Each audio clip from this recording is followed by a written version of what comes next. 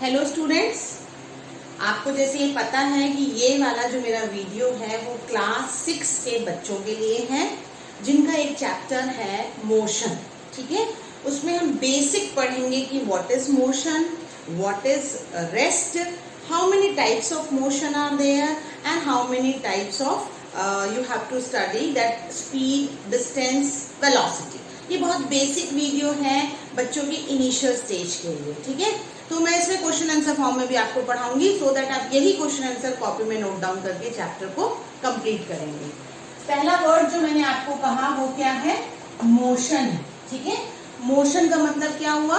आज जो चीज जहां रखी हुई है वो कल भी वहीं रखी है, तो क्या आप उसे मोशन में कहते हैं? नो। अगर आपकी टेबल है, चेयर है, वो एक जगह रखी हुई है तो 2 दिन, 4 दिन, 6 दिन वहीं रखी रहती है। यानी यदि कोई चीज अपनी जगह पर रखी हुई है कितने भी दिनों में, कितने भी देर में, तो उसे आप कहते हैं कि that body is not in motion, that body is at rest. यानी मोशन कब होगा? जब बॉडी समय के साथ अपनी पोजीशन चेंज करेगी। Like I am here now making the video for you all. कल मैं आपके पास स्कूल में रहूंगी, तो इसका क्या मतलब हुआ कि आज मैं यहाँ हूँ, कल इसी समय आपके पास स्कूल में हूँ। इसका मतलब मैंने अपनी पोजीशन चेंज कर दी विथ रिस्पेक्ट टू टाइम, तो मैं मूव करके ही गई होंगी ना। So anything which changes the position with respect to time is known as motion. तो अगर मैं मोशन को डिफाइन करना चाहूँ तो क्या कहूंगी? Object is said to be in motion. आप जल्दी जल्दी से लिख सकते हैं, object is said to be in motion। कब कोई ऑब्जेक्ट मोशन में कहलाएगा? कब कहलाएगा? If it changes its position with respect to surroundings। Surroundings के हिसाब के, आप कमरे में से एक कमरे से दूसरे कमरे में किसी चीज को ले जा रहे हैं, एक घर से दूसरे घर से ले जा रहे हैं, तो उसको कहते हैं विथ रिस्पेक्ट टू सराउंडिंग और with respect to the time. तो object is said to be in motion if it changes its position with respect to, ये शॉर्ट फॉर्म है WRT, with respect to time या with respect to its surroundings। ठीक है ना? अगर surroundings के हिसाब से और या फिर आप कहें कि टाइम के हिसाब से, with the passage of time और विद द सराउंडिंग्स, आप इसको ऐसा भी लिख सकते हैं, with respect to its surroundings with passage of time. देखिए छोटे बच्चों के लिए है पैसेज ऑफ टाइम। ठीक है ना?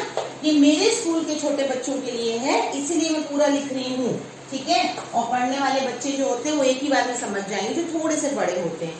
तो मोशन का मतलब होता है कि object is said to be in motion if it changes its position with respect to its surrounding with the passage of time. समय के साथ अगर कोई चीजें अपनी जगह को बदलती है तो इस मोशन के साथ अगर मैं अब आपको होमवर्क दूं कि लिखो व्हाट इज रेस्ट। ठीक है, अब आपको अगला क्वेश्चन क्या बनाना है? What is rest. तो रेस्ट क्या कहेंगे? Object is said to be in rest. Motion की जगह क्या हो जाएगा? रेस्ट हो जाएगा।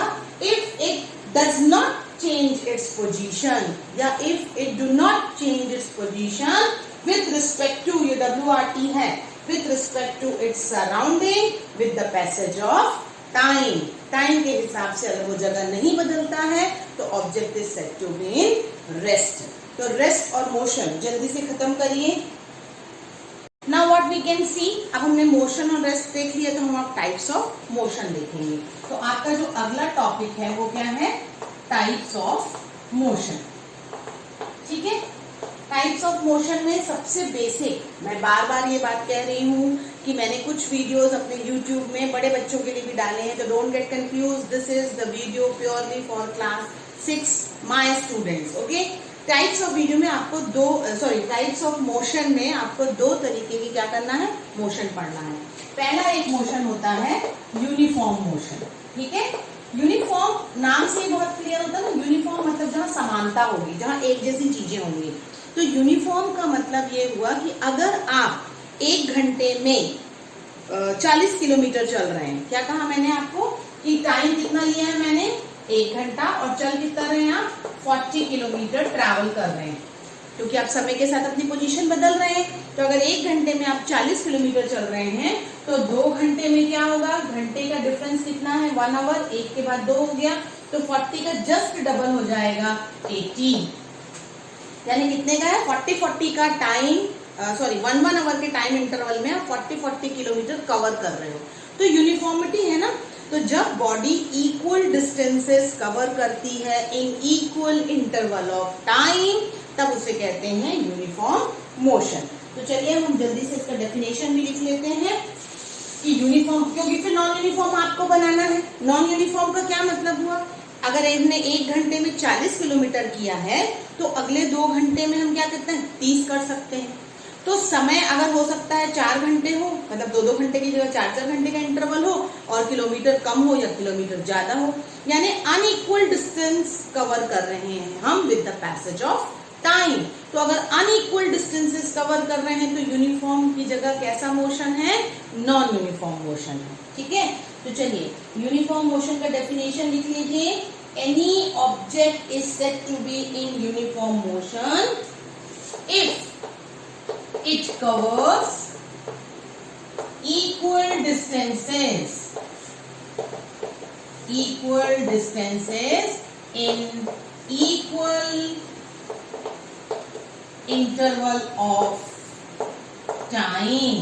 अगर आपने कैसा कवर किया है, equal distance कवर किया है in equal interval of time, then it is said to be what? It is uniform motion। ठीक है, अगर मैं आपको नॉन यूनिफॉर्म मोशन की बात कहूं तो आप सीधा सिंपल क्या लिखेंगे, body is said to be in non uniform motion if its velocity changes with time या स्पीड ऑफ द बॉडी और its direction both changes in time. यानी स्पीड बदल रही हो, टाइम के साथ डिस्टेंस बदल रहा हो, तो वो क्या हो जाता है, नॉन यूनिफॉर्म। तो आप यहाँ एक सेंटेंस इसी में चेंज कर सकते हैं, if it covers unequal distances, okay, if it covers unequal distances in equal interval of time or its direction changes with the passage of time, that is called non-uniform motion। तो हमने देखा motion क्या है, rest क्या है।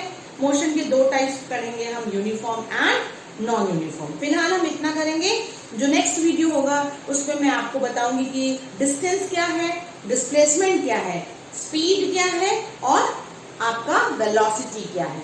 इसके बाद हम और अलग अलग तरीके के यूनिफॉर्म, अलग अलग तरीके के मोशंस की स्टडी करेंगे। Thank you student.